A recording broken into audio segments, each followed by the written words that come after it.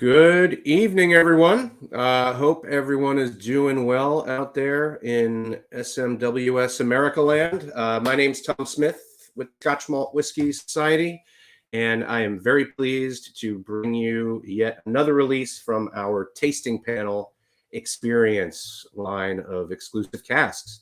A couple months ago, I had a member, Charles Grabitsky, on to help me release our first cask from the 2020 tasting panel experience. That was a beautiful 53.357. Tonight we have our second release from that 2020 experience. So really excited to be tasting this, and very, very excited to be tasting with my special guest tonight out of Seattle. I have a gentleman named Bryan McCoy, who many of you know, especially those of you based in the Seattle part of our membership. Bryan has been with the society for several years, and he's been a member ambassador for the society and running just about all of our events out in Seattle for the last, I want to say, 3 years or so. So I'm really excited for that. I'm going to have Bryan on in just a minute. But very quickly, for those of you who are maybe just tuning in for the first time, want to touch base on what the tasting panel experience is. But first, let's say hello to everybody. Adam Clary, you got a nice head start there, man. At 7 o'clock, tuning in to get the pole position. Brian Baumstein, Robert, welcome. Greg, Jordy. Awesome to see you chatting, Jordy. I look forward to seeing you in person again soon.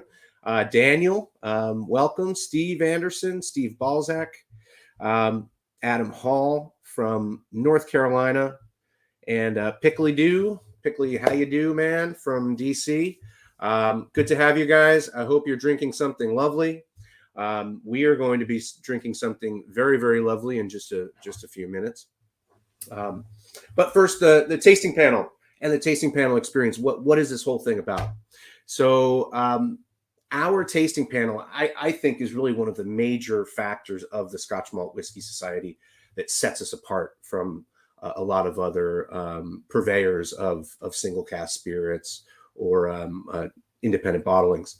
And this tasting panel essentially is going to cull out anything that's not ready for our membership yet. They are the body of industry professionals that are making sure that every single cask that's put in front of our members is really up to society standards. And that's qualitatively sound and really interesting to drink. So these folks have the enviable task of getting together weekly and assessing casks from our warehouse, and to see if these casks are indeed ready for our membership. What they're doing is getting together. They're tasting blind. They're not tasting blind, but they're rather tasting with each other, knowing what the distillery is and the specs. But first at full cask strength and then diluted, taking notes in each stage. So they're nosing and tasting at full cask strength, then repeating the process after diluting with water. That's what Bryan and I will do here tonight. And taking notes along the way, having a general discussion about it. After all that is done, one person, the chairperson of this particular tasting panel session, is going to collect all of these notes, and from this information, create a unique title and full tasting note. So that's precisely what our chairperson, Mr. Charlie MacLean, and our staff did, the team that works at SMWS America. We all got together with Charlie last year and tasted through 6 casks, taking all of these scrupulous notes. I think that stream went about, 2 hours or so. And over the course of those 2 hours, we tasted everything at full strength and then diluted, and had that discussion. And presented these findings to the members, to you guys, and you voted essentially on which 3 of those 6 casks would make it into the releases for this year. So the year before was a little more interesting. We'll discuss that as well, because Bryan was actually there. So I'd like, without further ado, to welcome Bryan Bryan, get on in here, buddy. How you doing? I'm doing great, Tom. Thank you for having me. This is great. Hey, man, it's great to see you. Great to see you too. And let me tell you, you look fantastic in that email that went out earlier. I don't care what you say about it. Oh, thank you. For sure, man. So that was a fun night. That was the absolutely. That was the last in-person event that we had pre-pandemic.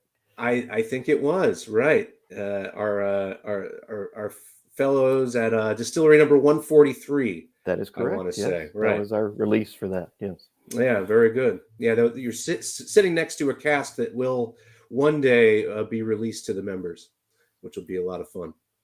Yes. But we're here tonight to talk tasting panel experience and rewinding to 2019 when we sort of launched this whole idea.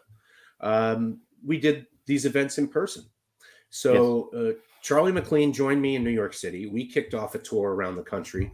So Charles Grabitsky, who I had on last time we did one of these tastings, he was in the New York City group of tasters, of panel experience members for that particular tasting. And Charlie and I started in New York, then went to DC, Chicago, Seattle, and then LA. So we already had a few events under our belt when we got to Seattle and went to the Barrel Thief and had a great tasting there. By then, Charlie was, I think probably perpetually a little wasted every day. So it was a lot of fun to see him really in action, like really going for it. And I think everybody there had a wonderful time. And that's how we want to do these events till the freaking pandemic came along and curbed all of our enthusiasm. But we'll get back to it someday, hopefully very soon, hopefully next year. Great. But in the meantime, yeah. So you were there in 2019. Do you have, I hope, fond memories of that experience? Oh, it was wonderful. It was, as a long-term member, and as you learn, kind of the inner workings of the society and how they pick their casks that are going to be bottled and sent out to the members, the dream is always to have that experience. And so to be able to do it, yes, locally and not actually in Edinburgh, which would be the ultimate, but to have that experience was really a dream come true for me personally. And I think it was executed flawlessly. And then to have Charlie be there to lead us through it was, you couldn't ask for anything more. What an amazingly down-to-earth, warm, welcoming individual, but can teach so much. I learned so much that night. It was a wonderful experience. Yeah, it's really tremendous to have somebody of his caliber. And if you've read up on him as a whiskey enthusiast or whatever, you might be a little intimidated. I know I was shitting bricks when I picked him up from the airport, But then 5 minutes in the car with him, and I'm like, oh wow, this dude is just on the level. He's a teacher. He's completely accessible, and he wants to pass this knowledge on, and that was prevalent from the minute I met him. That was really really clear to me, and I think everyone that he met along that tasting was really touched by him and that experience. Yes. I mean, Charlie was the original tasting panel chairman. Once they started that in a more in a what's the word I'm looking for? Sorry, more organized sense. Before then, a lot of the folks who were stakeholders in the early formation of the society would basically gather around Pip's kitchen table, and they'd be just blathering about this, that, or the other thing, and eventually they'd come up with a tasting note. But they realized after a few years of this that they needed to bring a little more organization to the whole process. So that's where Charlie came in and did a wonderful job. He is now retired, but he comes out of retirement for us to do that role once more. So it's always a real pleasure to have him. And so let's go back to you, Bryan. I want to put you on the spot here. So you and I met, I want to say in 2017 at a distillery 133. That is correct. And you can't. I mean, I was still second year at the society, and we were just launching our single cask spirits portfolio. So we showed up to Seattle with one whiskey and a bunch of cognacs because those had just been released. So that was probably one of the weirder tastings I've conducted. But everyone seemed to have a pretty good time. The distillery we were hosting at, they pulled all kinds of fun stuff for everyone to taste, and of course, ours stole the show. You know how that goes. Of course, absolutely. But you came up to me and you were like, "Hey, I am all in on this thing. If you ever need any help, let me know." And I certainly appreciated that. And over the years, we slowly started. You would assist here and there, and then I think, what was it, 3 years ago? Yes. It's just like, all right, man, time for you to step up to the plate, and you have crushed it ever since. So thank you. Before we go any further, I thank you for everything you do for us in organizing and executing the events out in Seattle. And I've gotten glowing reviews from the members who attend these events. So I can't thank you enough, man. Well, thank you for your kind words, but I mean, it's really the members here in Seattle. We have in the surrounding areas, we have a very loyal base of members. And when we do our in-tasting events, it's a really nice mix. About half of it, it's the same people every month. And then the other half are people that are first timers or have only been to a couple of events, but a really strong, loyal membership group in the Seattle area that supports us. And so it makes my job very easy. Absolutely. Absolutely. We'll raise a glass to all you guys soon enough. And a special shout out to Jordy, who's in the chat. He's my right-hand man when I'm doing the event. So couldn't do it without him either. Great help. Great. That's awesome. And how did you tell me? I mean, you're sitting in your home whiskey bar, which correct. I know is studded with society bottlings. You've been a member for several years, but I imagine you didn't just start at with the society. How did you get into whiskey? My wife and I were on our first trip to Scotland in 2006, and we were at Talisker Distillery, and I picked up a Diageo brochure. And in the back of that brochure talked about whiskey tastings, and one was in Seattle. And I was like, whoa, what is this? Well, at the time, the Whiskey Extravaganza, which is a nationwide event, was owned by the same person that owned the American chapter of the society at that time.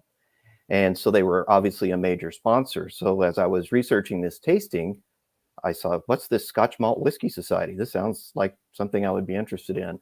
So I joined up right away and been a member for 14 years now. Oh, that's awesome, man. That's great. Yeah. And so the Whiskey Extravaganza has kind of took on a different thing. It's now Whiskeys of the World. It's kind of corporate, transfer of ownership and all this stuff. Right. But eventually we'll get back to doing those as well. But I've heard so many tales about whiskey extravaganzas at the Rainier Club for over a decade. It sounds like that was really one of the hallmark stops along that tour. It was. For the it was originally twice a year, spring and fall, and then it unfortunately went to once a year. But I've been to every one since 2006. Yeah, nice. Well, that's very cool. Well, listen, why don't we get tasting? And everybody who's following along in the chat, let us know what you're tasting. We're going to get into our next tasting panel experience bottling. So this, like all other tasting panel experience releases that have come before it, will be done via lottery.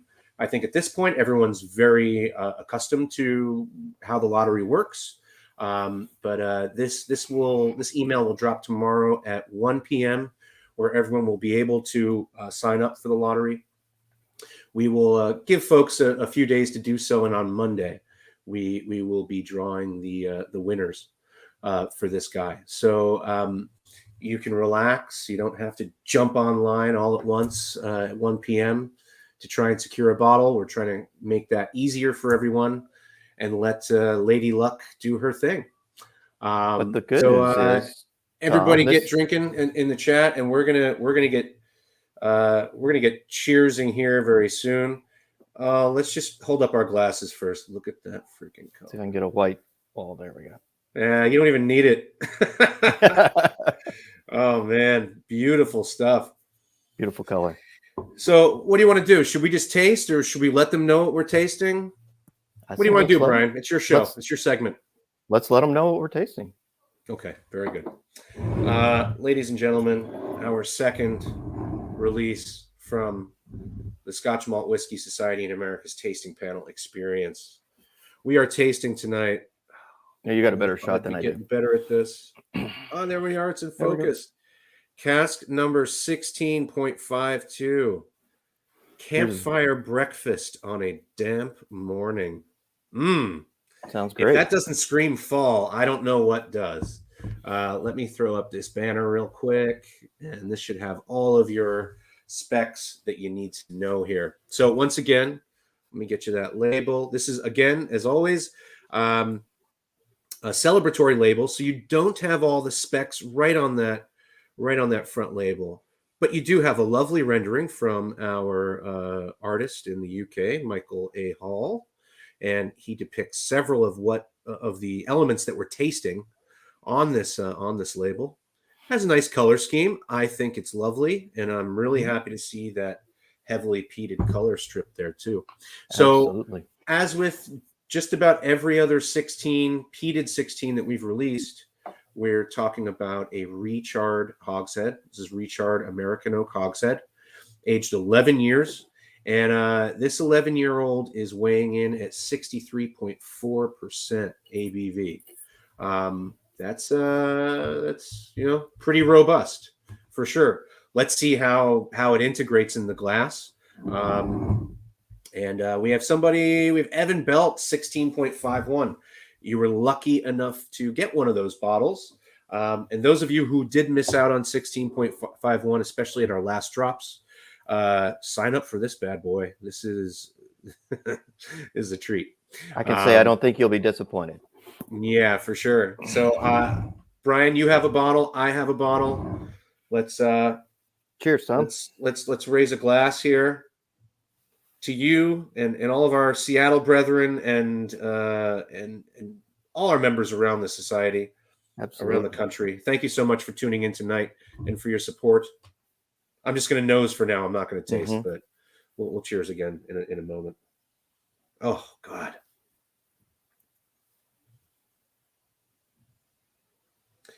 Ooh, so I tasted this a year ago, I guess, or so. I think October of 2020 with Charlie, Ben, and Jenna on a stream where, because of COVID, Ben, Jenna, and myself assumed the representation of the entire body of the SMWS America, and we sat there with Charlie and tasted through these. And this one, I want to say, was maybe second to last that we tasted.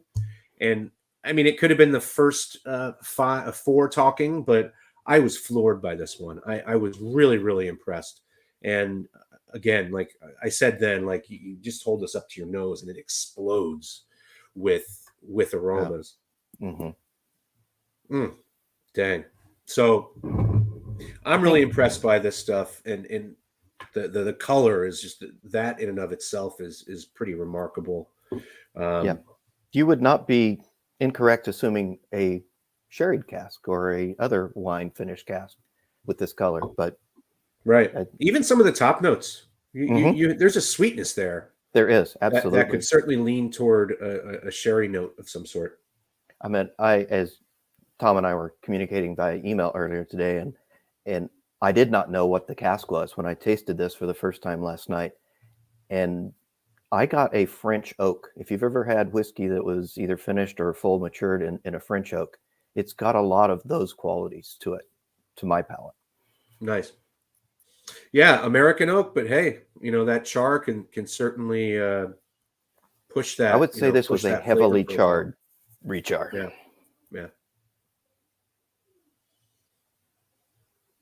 Oh, yeah. So what are you getting here? Definitely, when I think of a heavily peated malt, this is not that. This is more of a smoked meat, cured meats, even, I mean, there's a bacon quality there, but it's lacking the campfire. We talked about this earlier. I wouldn't say there's campfire smoke. It's more of a smoked meat type. Yeah. I oftentimes I'll get that sort of cooler campfire smoke from a Highland Peat, but I'm not getting that here. I'm getting like smoked salami type Yes. cured meat, that richness to it. Oh,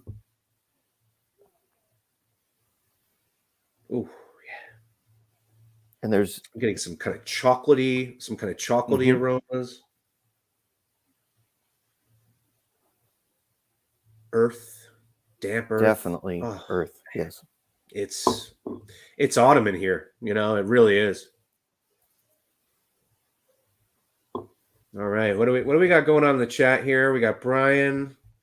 Brian sipping some 113.41. Very good, Brian. I mean, I'm surprised you're not I thought you were one of those hardcore tar lifers, man. You continue to impress me, Brian Baumstein. Very good. Good for you. Bob, we have Bob Wenting, international. Bob, welcome. A pleasure to have you, sir. Not a big fan of the 16s personally, but PD ones are often really great. Yeah, so that's a good point. Distillery 16 does both peated and unpeated whiskeys. The vast majority is unpeated and typically put into blends. It's, I want to say, about 7% of their total production, which isn't much. This is a small distillery, a very old distillery. But the overall production is very, very small, less than 500,000 liters per year. And only about 6 or 7% of that is devoted to peated whiskey. But it's not just peated. When you think of peated, okay, yeah, sure. I mean, there's peated all over the place. This stuff, sorry, I almost slipped there. I'm too early to curse. I haven't even had a sip yet. This stuff is peated at like 80 parts per million. So, this is big boy peat here. We're not talking 30 to 40 ppms that you get, out of Isla, even less, 15 to 20 ppms out of Campbelltown, that kind of thing. I mean, this is big boy peat for sure. And Tom, do you know? Effectively, sorry, go ahead. No, I was just going to say, do you know if they peat their own malt or are they sourcing it? I wasn't able to find that in my research. It's sourced. So it's peated to their specs. Yeah. And do you know where the peat source is from? Is it a Highland peat? It is a Highland peat. Okay. Yeah. And Christopher Hoskin has he said you've just talked me into a pour from 16.51. Pop it open, man. It's no rest for the weary. You should be enjoying that. John Amira, you got to put down your coffee and grab a dram, brother. You got to do it. So it is Highland. It is Highland peat that's being sourced, and it is peated to their specs, which is somewhere in the range of 80 to 120, I think, depending on what they want to do. And that was started, I believe it was 2009. That was started for the famous grouse, the smoky black grouse.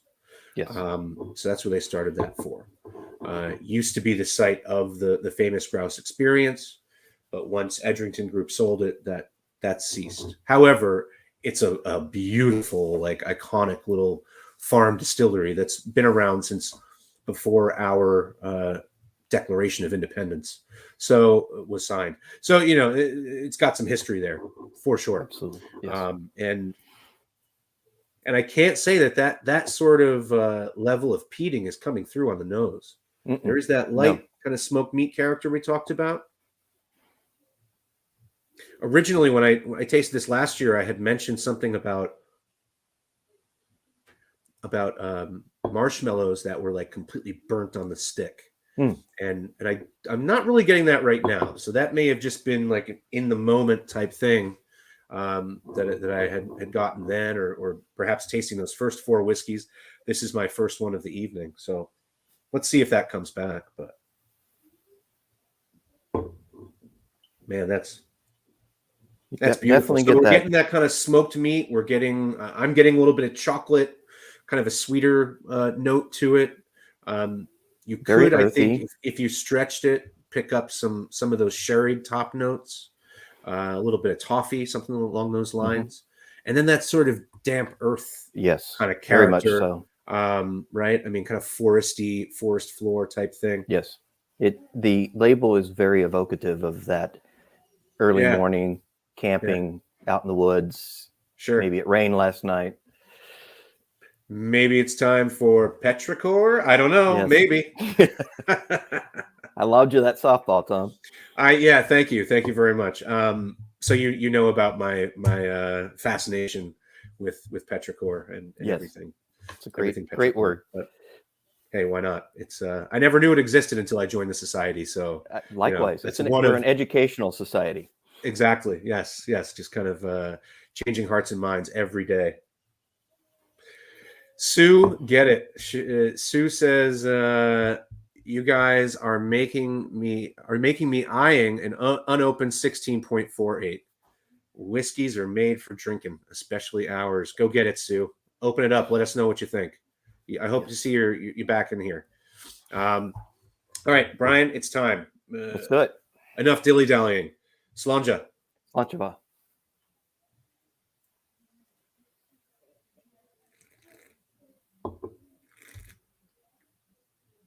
Mm.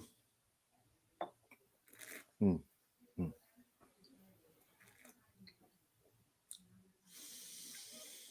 Woo! That is a mouthful of whiskey. I would think big and bold come to mind. Oh yeah. Oh yeah. Not for the faint of heart. My eyes are watering a little bit. Well, since it's only 5:30 here on the West Coast, this is my first dram of the day as well. And perfect! What a way to start the day. Yeah, it'll be the happiest of hours for you.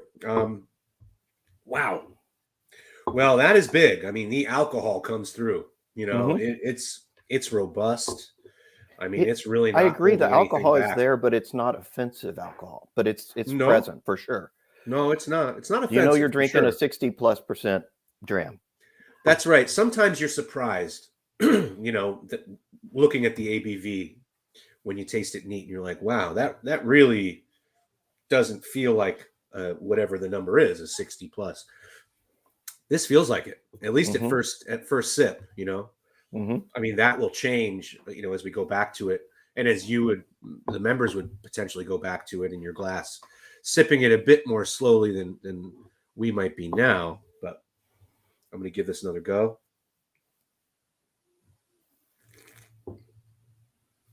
So, Tom, we had a comment that you want a new flavor profile for the society that's 3 levels of petrichor. Well said, Stuart. Well said. Like light mist, a sturdy Scottish rain, and then, Atlantic torrential downpour type thing. Yeah. I think the light mist would be Scottish refer to it as a har. I believe is the word. Yeah. Oh, wow. Yeah, this is even on the second sip, your palate's acclimated a bit to that alcohol intensity. And now all the beautiful kind of honeyed notes are coming through.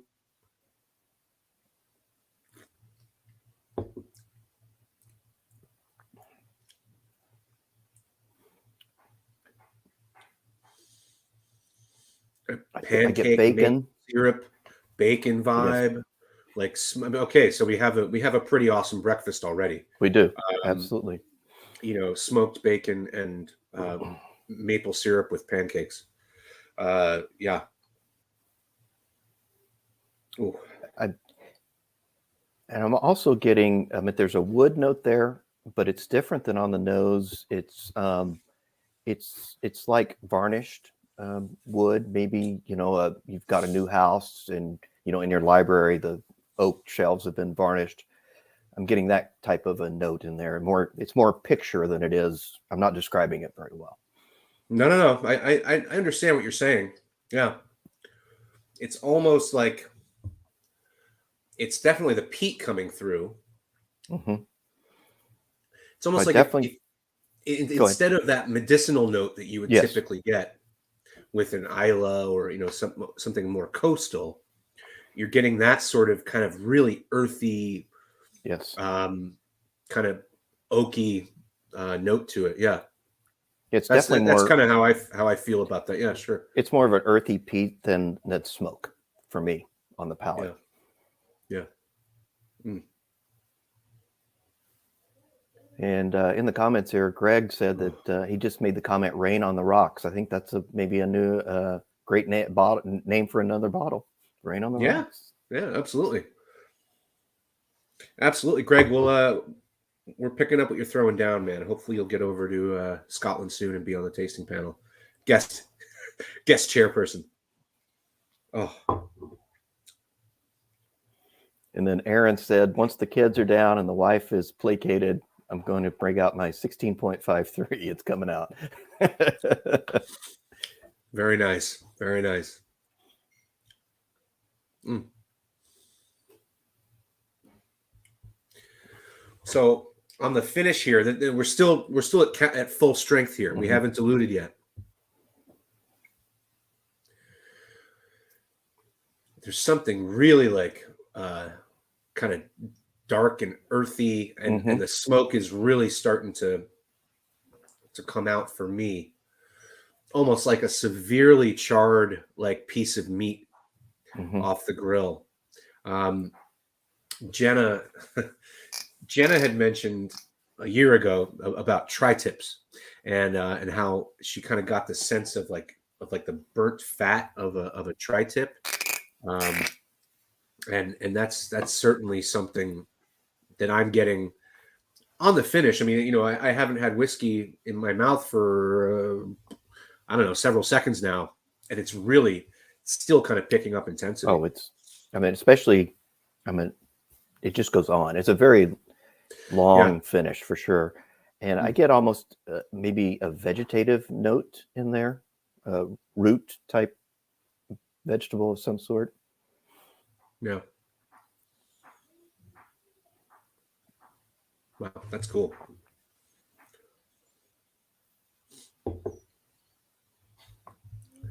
Let's see here. Johan, Tom, any recommendation for a whiskey similar to the Johnny Walker Gold? Oh, that's a good question. Brian, can you help me with this? I would say something Speyside, maybe a Klein Leash of or Distillery 26. 26, excuse me. Yes, I'm sorry. Well, that's one of the cornerstones of Johnny. Yeah, so it's a good question. I mean, you have a little less of the smokiness there. Maybe a 39.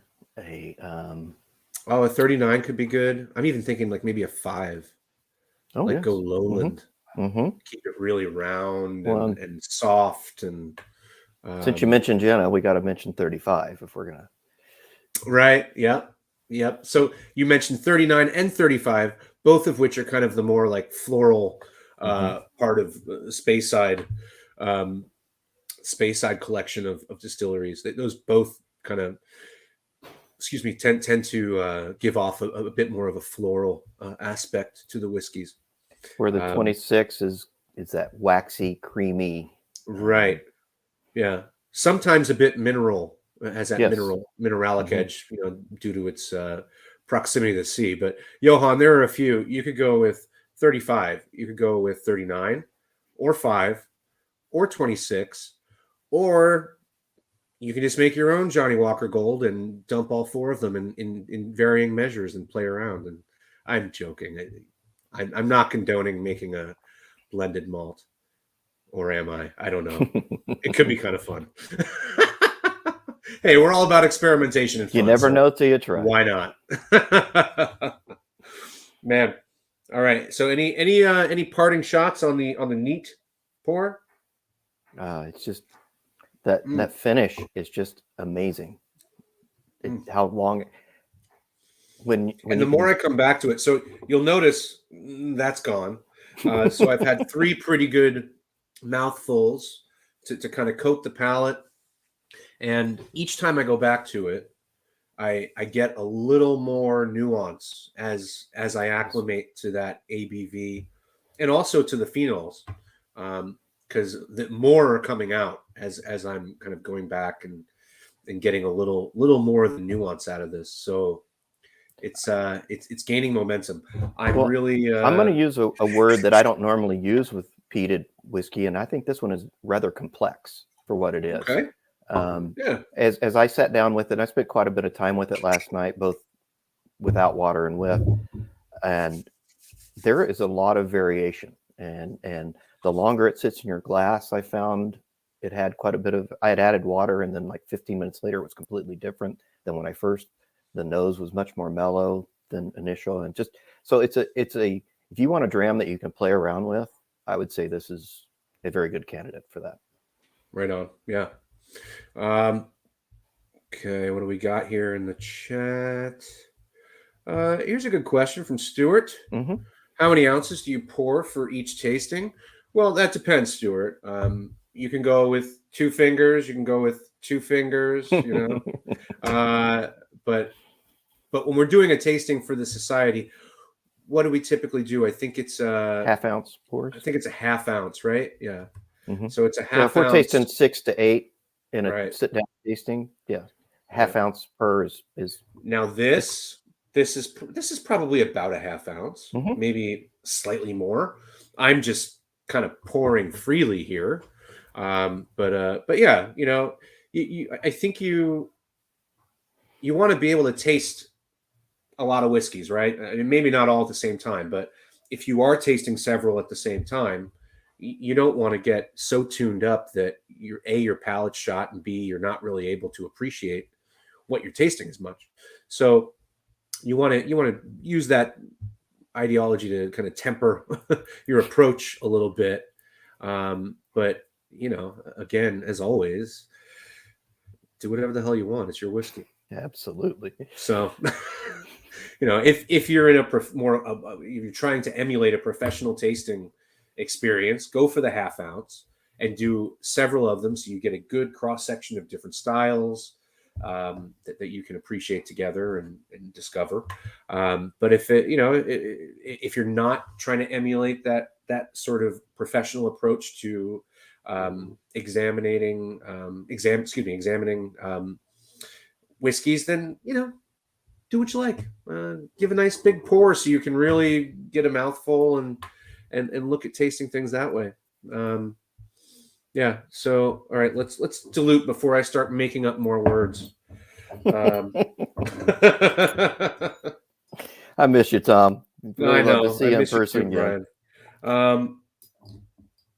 So I'm going to, since this is 63, so I'm going to adhere to Charlie's approach to diluting, which means, when you initially nose the whiskey, you get that, what he calls a prickle, the alcohol affecting your nose, and I'm going to dilute until I don't get that effect anymore, which Charlie believes is kind of diluting to your personal palate.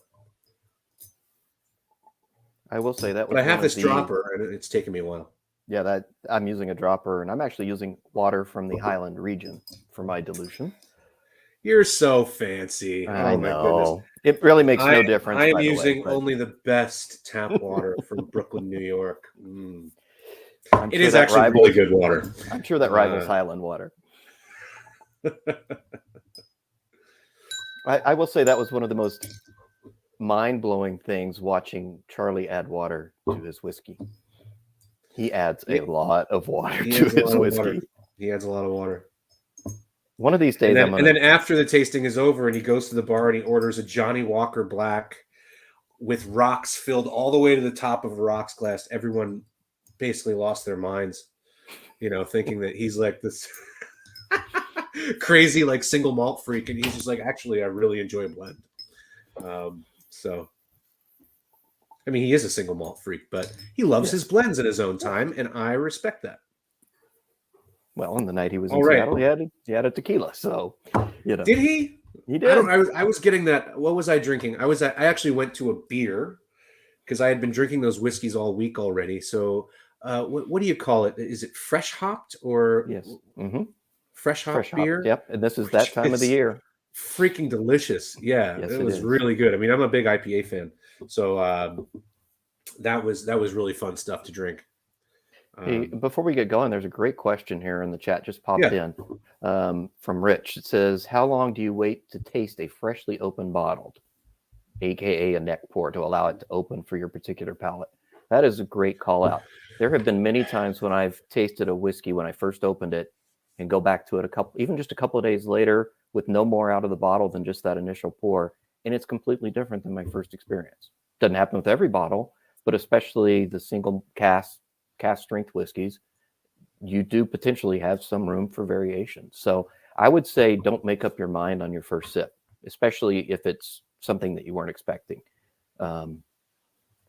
Give it a chance. Sage wisdom. Yeah, absolutely. I mean, we always let folks know that, that little bit of oxygen in the bottle is going to change your whiskey slightly. It's been cooped up since it got bottled. It's crossed the ocean. It's just been there, and sometimes for quite some time. So the palate that you get, the profile that you get when you first open that bottle is not going to be the same as you get a few weeks later. I usually, I mean, I'm not sure if there's exact science behind this, Rich, but I usually like to wait about 2 weeks after something is open to revisit and get a good sense of what's going on. And as you drink through that bottle, more oxygen is stuck in there, and you're oxidizing further, and your whiskey may change very slightly over time. I mean, let's remember it's whiskey. This is pretty potent stuff. It's very sturdy. So, it's not like, wine aging over the course of a week. I mean, you're talking about years for this stuff to really change, as long as most of the bottle is full. Once you get down to the very end, then, then sometimes things might get a little weird if you wait too long. So I'd say after 3/4 of the bottle is gone, maybe just kind of soldier through and enjoy the rest sooner rather than later. Yeah. And thanks. Yeah, go ahead. I was just going to say, and Robbie, in response to my Highland water, he says he's using water from Mount Rainier, and to him, that is Highland water. Touche. Well said, sir. Yep, absolutely. All right. So on the nose, are you getting, is anything changing for you dramatically on the nose with the addition of water? And I've added quite a bit here. Yeah. To me, I discovered this last night when I added water, and this is unusual for me, even with cask strength. About 95% of the time, I don't prefer my society whiskeys with water. I like them the way they are. But every once in a while, I'll find one that either changes it for the better or it just changes it. And this is one where I found the flavors were actually amplified with water, which is, to me, unusual because you're diluting it. But right. For me, on the nose, the meat went from more of a smoked meat to a charred meat. So it's bringing out some more of that smoky quality. Smoke is picking up, isn't it? It is. It's really picking up with the dilution of the whiskey. And Tom, I told Tom this earlier. I went back to my empty glass last night after about a half hour, and all I could smell was smoke, where I really hadn't had that much smoke in the neck pour. It was really eye-opening how much smoke was in the empty glass after about a half hour. It's a good lesson in PPMs. They're flashy, but they don't always tell the story of what's in the glass, right? No. I mean, I can think of several whiskeys from elsewhere that have much lower PPMs and are a lot smokier than this one. Absolutely. At least neat. But with that addition of water, wow, the smoke really comes out. This is one I would say I prefer with water. Okay, cool. I really enjoyed it. I did without. Too.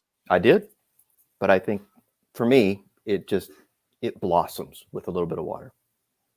Nice. Yeah. Speaking of blossoms, I mean, I'm getting like these kind of honeysuckle notes now on the nose, along with that kind of charred meat character.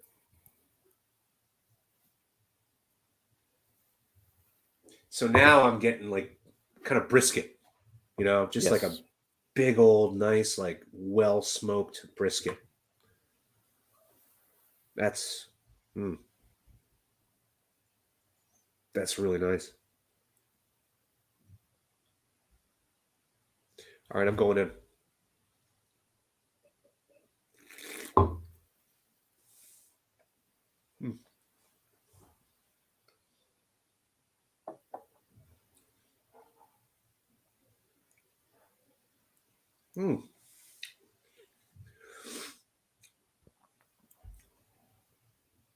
Really kind of ripe, like citrus fruits, or it's completely different.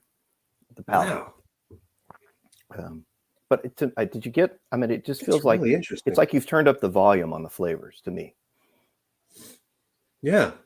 Oh man, I mean, I'm getting a lot of. I don't think I got all this like kind of honeyed character when I tasted it a year ago, but now I'm that's really popping for me. I think your honeysuckle was spot on. Ripe fruits, and like citrusy, like kind of juicy oranges, that kind of thing. Oh.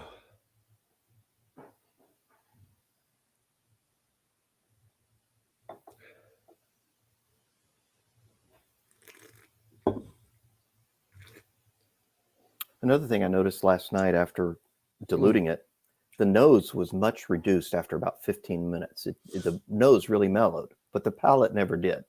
If anything, the palate got bigger. The smoke is really hitting me on the mid palate and the finish. Compared to the cask strength taste, I got the smoke more like after the on the finish only. Now it's kind of picking up in the mid palate and amplifying kind of outward on the palate.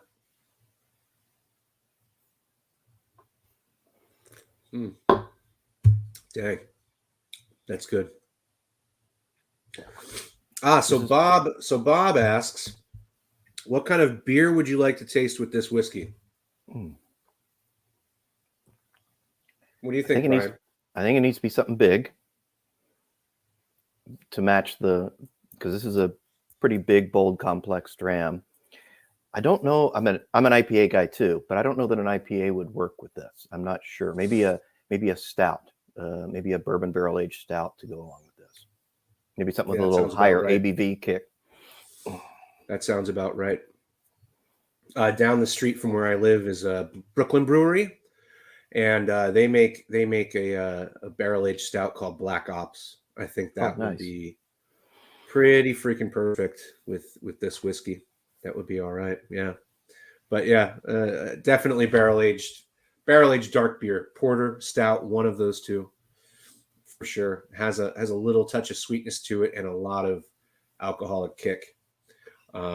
Yeah. And what we have here, right? So going back to our Peat notes on how ppms kind of express themselves. Christopher says, I find Octomore to be much more delicate than expected, despite the high ppms. It's almost like once you pass a certain ppm, flavors come out beyond the smoke. And I think that's also like our own ability to perceive those ppms as well. I think there's a cap to that, just physiologically speaking.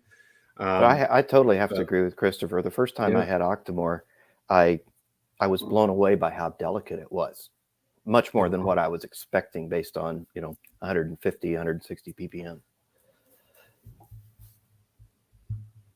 And Sue is back. Sue, you're back. Just opened 16.48. Fairly subtle smoke for a Gunsmoke name, but haven't added water yet. Okay. So hopefully that Gunsmoke comes out for you when you add a bit of water to that. That was a good one too. I think this one is a bit more powerful than 16.48 for sure. This 16.52 is pretty big. This is a big, boisterous dram. One of the mention of Gunsmoke brings back a memory. One of my early society drams was a heavily peated distillery tin, and it had my favorite name of all time. It was Gunsmoke and Flesh Wounds. That was one of my favorite names of all bottles. I don't know if you can get that past the government these days, but wow, that's a really fun name. Oh, that's awesome, man.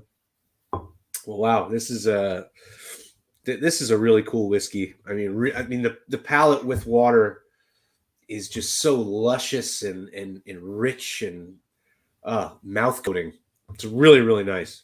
Well, for me, it's been an interesting progression to go from smoked meats on the nose without water to charred meats, and now with water on the palate, I'm getting more of maybe like a candied ham or a sweet baked ham. Yes. I'm going in for more with that candied ham in mind. That's what's fun about tasting with somebody else. I typically only drink alone, but every so often, it's nice to get on the horn with somebody I know and love and hear what they have to say. Because now I want to get that candied ham. Mm.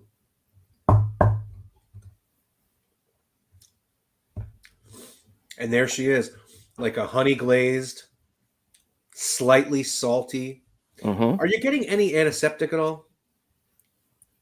None. I am getting the faintest whisper now that it's diluted. I wasn't getting any of that.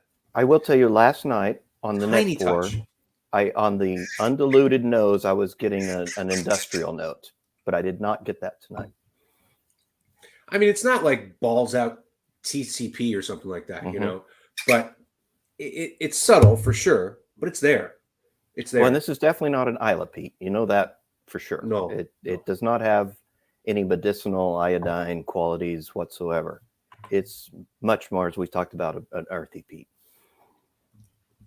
Jordy's asking, what's the highest ABV you guys have bottled in recent years? I think recently we released 140.5. Throws you curve? Oh, Tea Time on a Hot Date. That was the name of it. And I think that was 67%. That's probably the highest I've seen. And I mean, that's American single malt. It's not not Scotch, but there's that. And then some of our single cask rums have been pretty high. Some we've actually had to dilute just for the sake of being responsible, because they come in at like 75%. I mean, you can't release that to the public and feel good about yourself. I think you probably had Jordy at high proof rum. I think you had him. But yeah, I mean, 67 sounds about right. 67 and change. I don't recall seeing anything higher than that in the realm of single malt. Stuart said 67% after you diluted it. I think it started at 72. Yeah, well, no, I mean that it was bottled at that proof, but at that ABV. But that's freaking high. I mean, that's far out there, man. But a hell of a Tom, dram. earlier when we were talking, there was something in the chat that I think Robbie had asked if Seattle was going to be, or excuse me, if the Society was going to be at the Whiskey of the Worlds this year. I didn't know if you wanted to address that.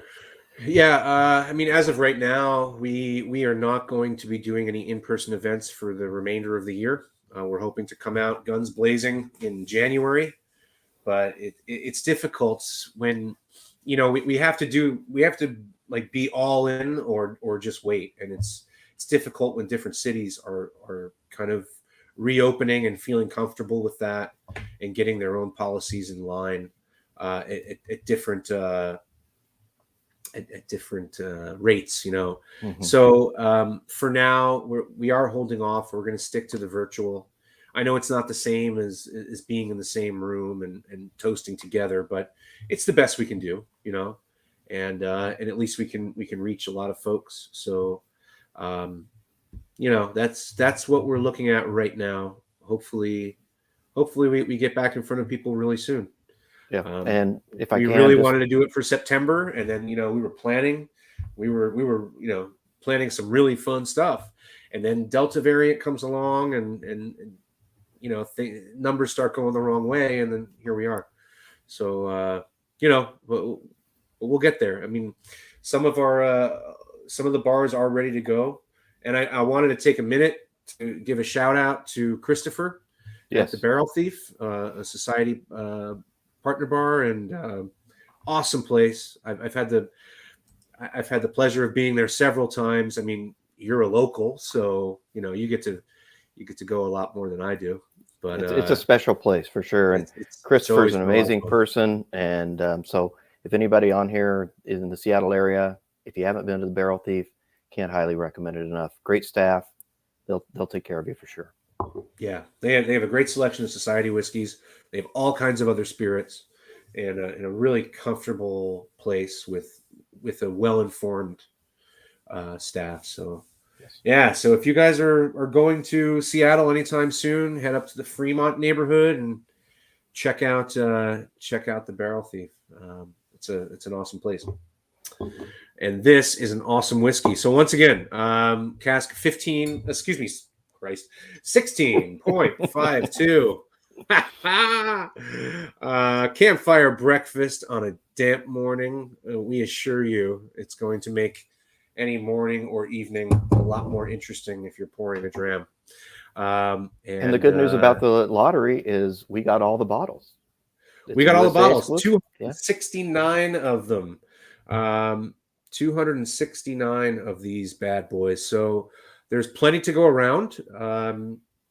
Usually lotteries exceed the number of bottles that are available. That's kind of how lotteries go. But still, we'll get a lot of these bottles out to the members. So that's a great thing to happen. Just a reminder, if you are not following us on Instagram, do you follow on Instagram? I don't really know. That is correct. Follow. So for those that don't know, Tom is Mr. Social Media. I am. Yeah. Me and Zuck, he and I, we cross paths here and there. I know fucking nothing about social media, but Ben is really awesome at it. And thank goodness he and Jenna steer this ship. And, but I need to let you all know that you can follow us at SMWS America on Instagram. Obviously we are cranking on YouTube with all kinds of things. So we hope to see you in the future. And for those of you who have joined us tonight, perhaps for the first time, or are not yet a member of the Scotch Malt Whisky Society, it's a pretty fun club, and we have some kick-ass spirits to share with you.